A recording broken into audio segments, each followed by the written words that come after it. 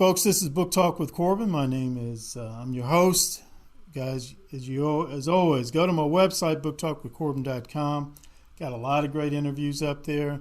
A former Marxist from Cuba. I just posted her interview. Also, Judith Yates, a criminologist. She's got some great things to say about how to keep your family safe. And if a family member comes up missing, what are some of the things you need to do? Also got Dr. Steve Turley up there from Turley Talks.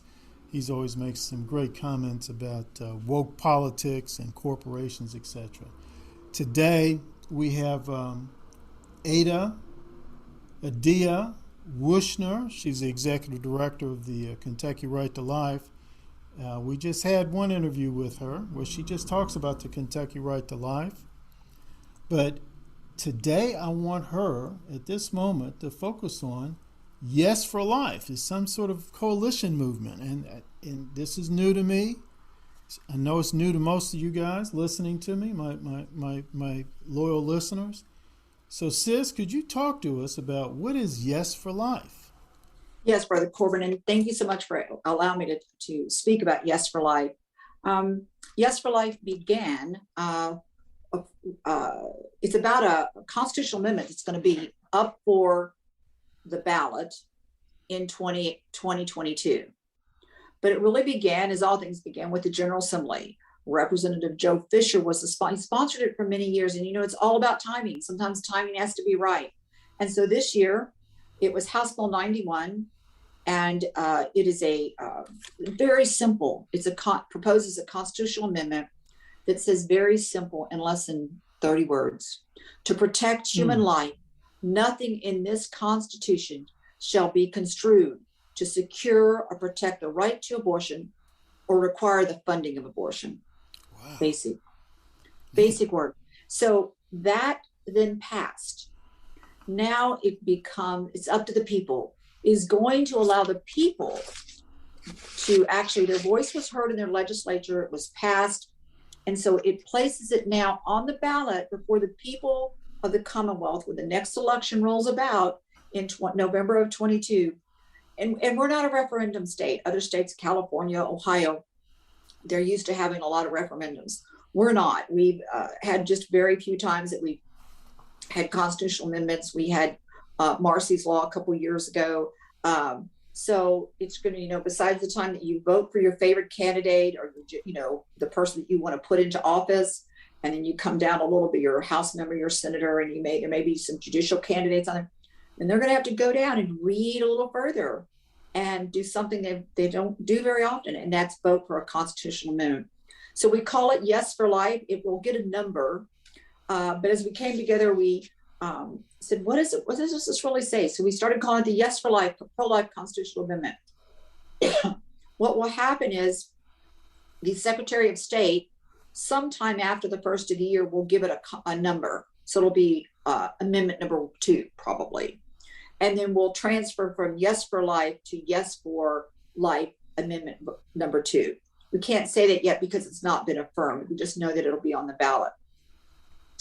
But our Kentucky General Assembly is giving the people the right, their voice to be heard, to embed into the Kentucky's Constitution. So what happened in 73, the interpretation of the Supreme Court and their wisdom at the time and their knowledge at the time made a determination which overrode every law on the books in every state. For that, at that time, many of the states had laws prohibiting abortion or some type of abortion. But with that Supreme Court decision, and we've been in that battle for years, it hasn't gone away. I mean, it's one of the issues that has stayed with this nation for almost 50 years. So we don't know what we heard about all the cases that are coming up right now. We don't know what this court will do. A reporter said, well, do you think it's because there's just more conservatives on the court? And I said, what I think there is we have more knowledge of human development. We have the wisdom of the court, and you have balance in those 9 justices. So the 9 justices are starting to be willing to take up these life issue pieces of legislation. Whether they will return the issue to the states, we don't know. But Kentucky has to show that if that comes back our state direction, there's nothing in our Constitution that could be construed in your way, that it is the laws that are passed by the duly elected representatives of the people. And that's what Yes for Life is. Well, so what happened with that? How did we get this alliance? It's really exciting times that we're in.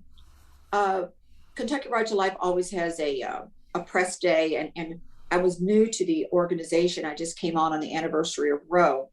I left the General Assembly in 2018. I had some health problems, and sometimes if God calls you to do something, He's going to give you the strength to be able to serve in that capacity. So when we were doing the first press conference, I looked at my good friends from Angela Mentor, Sisters for Life. Yes. My good friend Ken Ostrander with Family Foundation. The first one we did, I said, let's stand together. It was about the bills last session, and the Attorney General was there, and there we were out in the cold with our masks on. It was a cold day in January. And I remember Ken Ostrander, family, he said, but this is I said, no, it's not. It's not any one issue. It's our issue together. Let's stand united. So that's how it really began. It was really, it was God's doing, and just put on my heart that we all should stand together. Well, then as this issue came forward, and they had already talked a previous session, the Catholic Conference and different ones. And so for the first time, and we knew that they were supportive, I reached out to a man I didn't know, and that was Todd Gray. Todd Gray is with the Kentucky Baptist Convention. And I said, would you join us? And so what happened is they had already formed loosely, they wanted to support these different groups the previous session. But instead of it being one organization doing the press conferences and speaking, we spoke in one voice. We went to leadership together to ask them to support this bill. So then we had the Catholic Conference met, representing the majority of Catholic churches in that body. We had, and the bishops. We then had the Kentucky Baptist Convention and that body of churches and faithful, the Family Foundation, Sisters for Life, Angela Mentor, my dear friend, and then oh my goodness, it'll come to me. We have one more group. I'm sorry, mine just kind of chased away here for a second. We brought together then another group. I'm sorry, the Commonwealth Policy Center, Richard Nelson's group. And what I said is, we all may have other different issues that we are working on.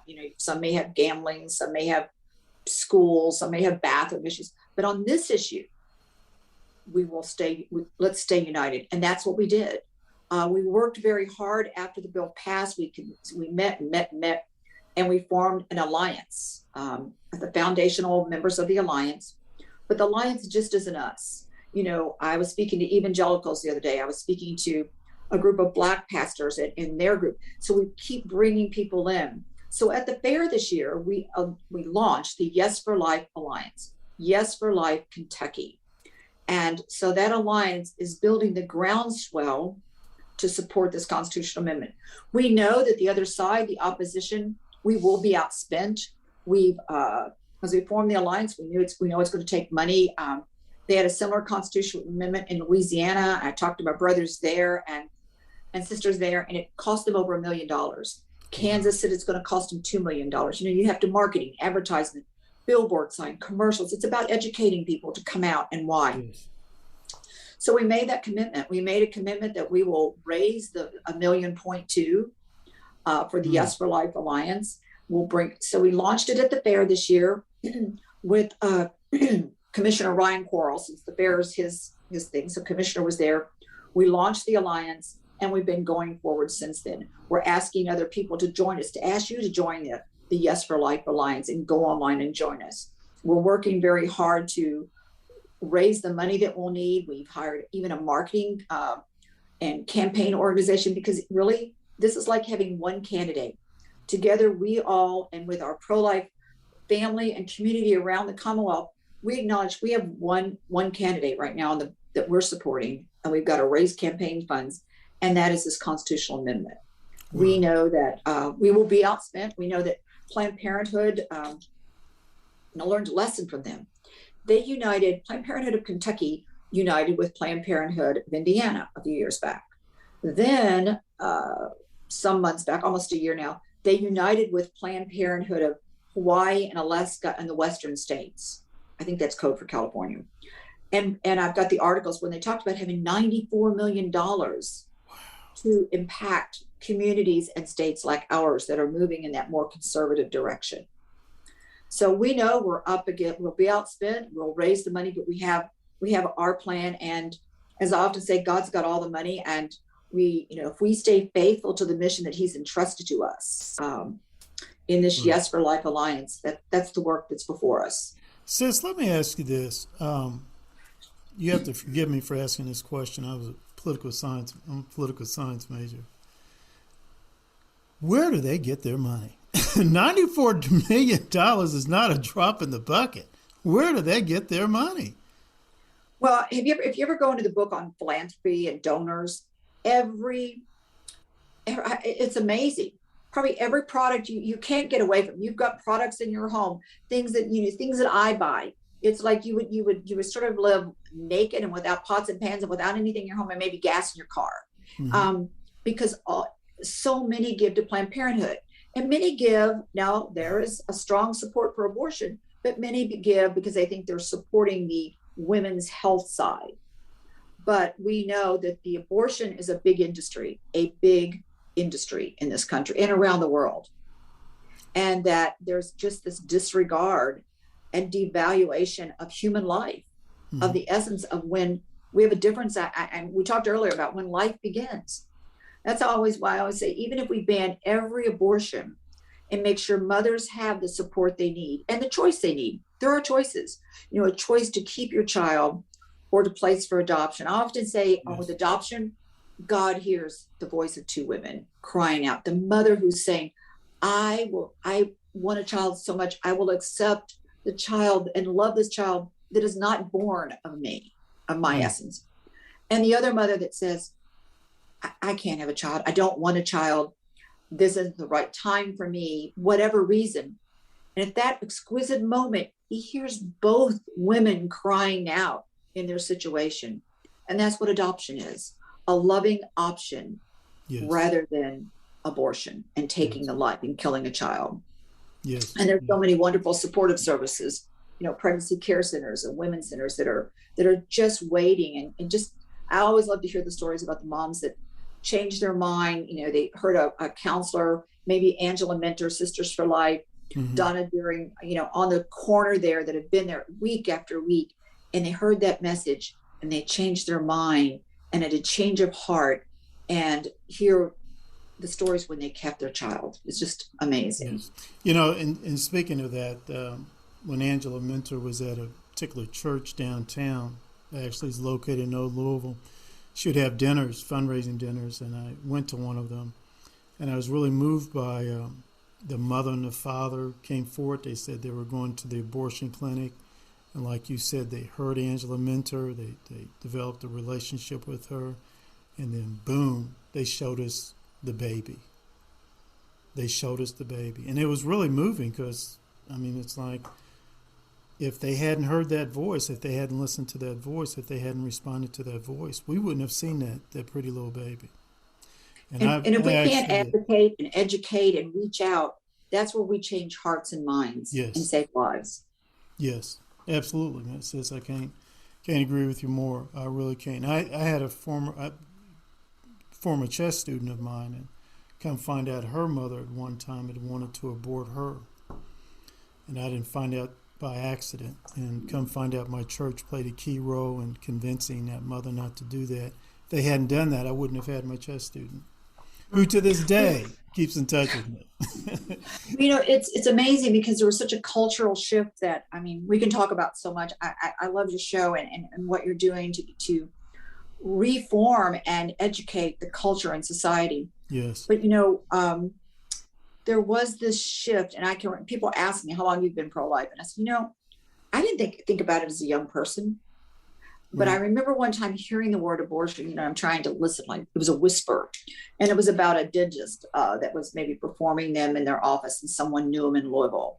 And then, of course, the case in Sarah Weddington, and there was Roe versus Wade and Doe versus Bolton, two cases heard on the same day, Texas and Georgia. And that piece is history. But just that year, that fall, I'm now in college.